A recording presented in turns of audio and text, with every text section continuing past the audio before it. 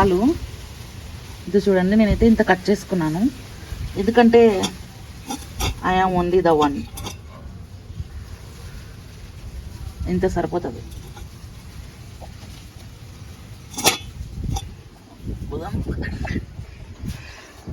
So మెంతి కూర అయితే కోసుకొని వచ్చినాము.